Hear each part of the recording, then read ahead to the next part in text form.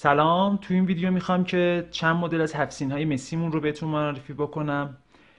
هفسین های مسی که ما توی مجموعه نفیس مس داریم تولید میکنیم تنوع بالایی دارن.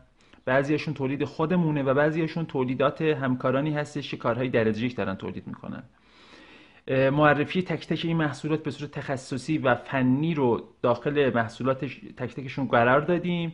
حالا توی این ویدیو میخوام به صورت کلی اینا رو من بهتون معرفی بکنم. البته چند نمونهش رو توی وبسایتمون مدل های دیگه هم داریم. یکی از مدل های پرفروشمون مدل بایرام هستش، کیفیت ساخت بسیار بالایی داره، داخلش هم به صورت مسی رنگ هستش. این 7 سایز کوچیکی داره و قیمتش هم مناسب هستش. مدل بعدی که کار جدیدتری هست، این مدل رو داریم. این هم سایز نسبتا کوچیکی داره، قیمتش هم مناسبه، کار بسیار تمیزی هم هستش و همه هم تولید زنجانن و همه نانو شده هستن. ببینید زیرشون هولوگرام نانومس خورده، من بتونم بهتون نشون بدم. هولوگرام نانومس زیرشون خورده. هفت بعدی مدل هفت سپای برنجی هستش، سپای مسیش هم داریم. این همیشه یکی از پرفروشترین هفت های مسی ماست توی هر سال.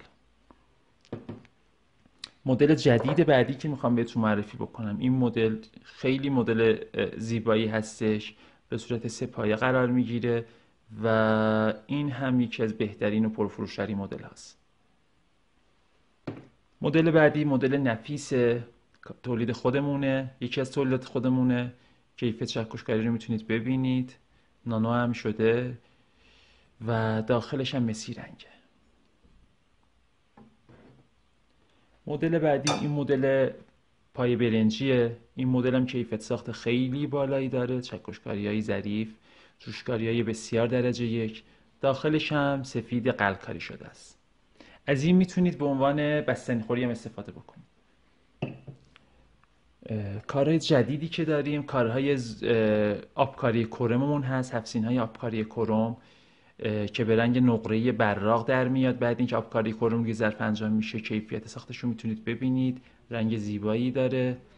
و اینکه این مدل هفسینه ها امسال استقبال خیلی خوبی ازشون شده. کل سرویس پذیرایش هم اگه بخواید داریم، میوه، شیرینی، آجیل، شکلات، و میتونید اگه دوست داشتید این مدل رو هم انتخاب بکنید با این رنگ.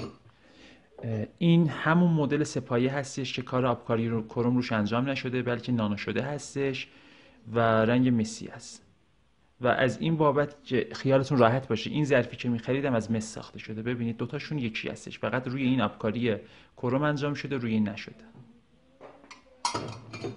مدل بعدی که خیلی پرفروشه، خیلی طرفدارای زیادی داره، این مدله. این مدل سپایه‌اش هم داریم، توی سایت میتونید ببینید، کیفیت ساخت بسیار بالایی داره. از این هم میتونید به عنوان بستنی‌خوری استفاده بکنید چون سایز نسبتا بزرگی داره. بعد مدل های طرح روز هم داریم، یکیش این مدله و این دوتا هم طرحهای روزمون هستن. دوتا طرح دیگه همون هستن، یکیش آبکاری کرم، یکیش هم مسی رنگ هستش. برای خرید انواع مختلف دیگه هفسین های مسی، آینه شمدون و ظروف پذیرایی مخصوص عید میتونید به وبسایتمون به نشانی نفیس مس مراجعه بکنید.